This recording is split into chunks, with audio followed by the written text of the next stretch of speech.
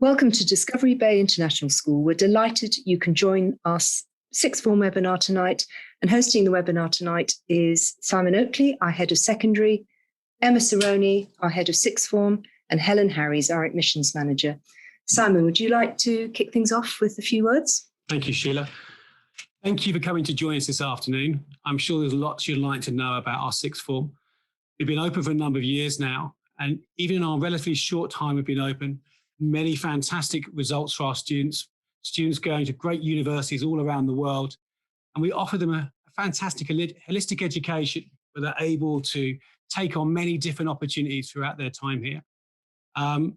If you have any questions, please type them in and we will look forward to answering them. While we're waiting for any questions, Emma, could you give us an idea about what subjects are studied and what our qualifications are taken? So in our sixth form, we offer international A-levels, UK A-levels and international BTEC qualifications in a range of subjects. We have the classic A-level subjects, if you like, English, maths and the sciences. We also offer A-levels in the more creative subjects, music, media studies, the humanities subjects, psychology, business studies, history, geography, PE also. We then have our modern languages department that offers various languages at A-level 2, and our BTEC qualifications, which cover business studies and travel and tourism. Could you let us know what our average class sizes are at DBIS? So generally our class sizes are 10 students or less, which gives us an opportunity to really offer a personalised style of learning for all of those students. Could you also let us know where our students tend to go on to university? They go to universities all around the world, many fantastic ones, and going to a range of different courses. So in the UK, that includes places like the University of Bath, the University of Brighton, the University of Bristol, as well as Warwick University and the University of Cardiff. In Europe, we have students going to places like Maastricht University, in Canada, going to Ryerson in Ontario, and the Academy of Art in San Francisco in America are some of the examples of places our students have gone. But we support students to apply to the right university for them, wherever that is in the world, and for the right course for them. We spend a lot of time supporting them to make those decisions, to make sure they know exactly what they're getting into. Does the school organise any service opportunities for the students? We do have service opportunities that's mainly run through our focused charities that we work with. We work closely with Impact Hong Kong, which is a homeless charity in Hong Kong, Forever Angels, Plastic Free Seas, and the Hong Kong Down Syndrome Association. That gives us the opportunity to run events for the students, but also for the students to run their own events and offer leadership opportunities through that as well. Just on that point, only last month it was that some of our sixth form students raised 70,000 Hong Kong dollars for Impact Hong Kong. While we're waiting for some more questions, could you tell us a bit about the classroom facilities? We have our own specialist sixth form site very near to our main site, which has specialist classrooms designed to be able to facilitate the students' learning, which includes a study room for them to work in when they're not in their classes, because of course they have more independent time than students lower down in the school, to help support them to get the skills that they need to get ready for university or whatever the next path is. But of course, on top of that, we have our computer science and science labs on our main site, as well as our DT or design technology workshop, which are all fantastic facilities. As you can see where we are right now, this is our state-of-the-art library, which was built just a few years ago now. And our students often use the facilities here to help them in their independent research to support their learning.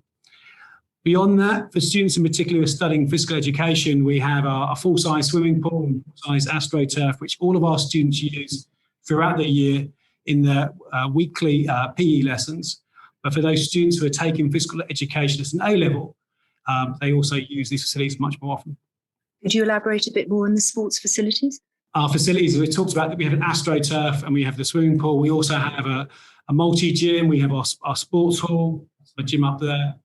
We also use facilities off-site as well to develop those things. One of the great things we actually have in terms of kind of being outside is the location that we have in Discovery Bay in Lantau allows us to use sports and facilities outside of the main school. We're very close to the beaches and to the hills. We make a lot of use of those facilities. In normal years, our students are heavily involved in the FOBASIA competitions, which is the Federation of British International Schools in Asia. And it's fair to say that our students are absolutely fantastic in the performances they have, winning many competitions, but very active members of those things. We've got a question now. What is the admission criteria for sixth form? Helen, would you? We ask it depends when you apply for sixth form. If it's prior to your GCSEs or your year 11 examinations, we look at your predicted grades, and we ask for full school reports up to that point. We then conduct an interview, which is currently being done online. From that, then we would base the offer from that. Leading on from that, could you tell us a bit about the extracurricular activities? We have over 100 different ECAs covering the sports, the arts, music, as well as subject areas, things like the Model United Nations, such a wide breadth, basically to cover any student's interests. We really feel it's a key part of our school, our holistic education.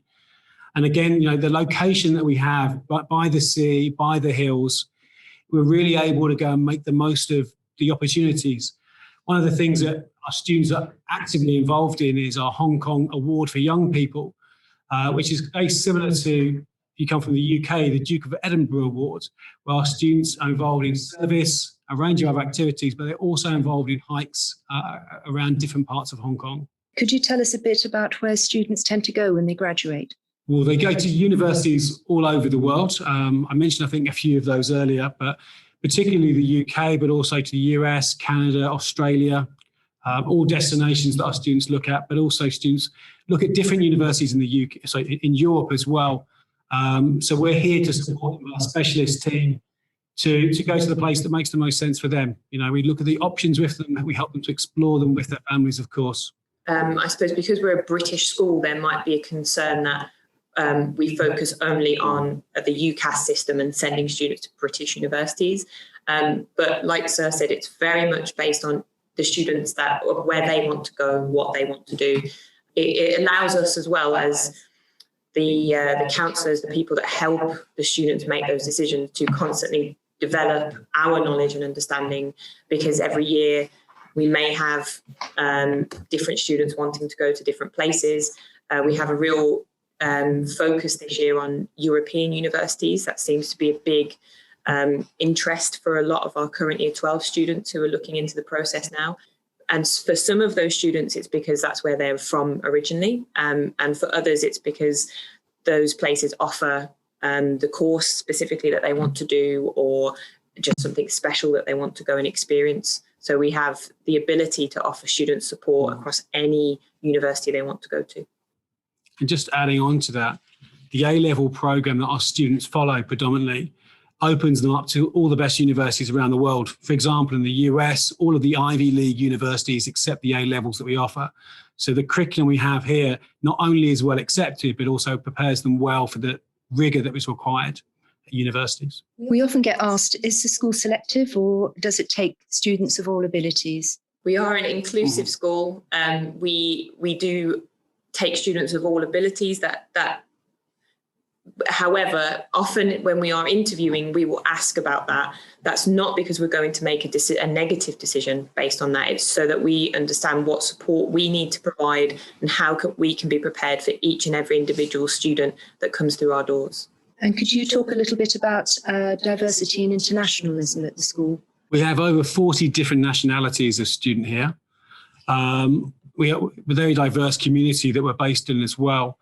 And we make a real effort to make sure throughout the range of different things that we offer, that we are able to understand the backgrounds of where our students come from, and we celebrate those diversities and those different backgrounds. And we use that to really support us to be able to move forward as a school and be able to support our students to make the most of all the opportunities out there.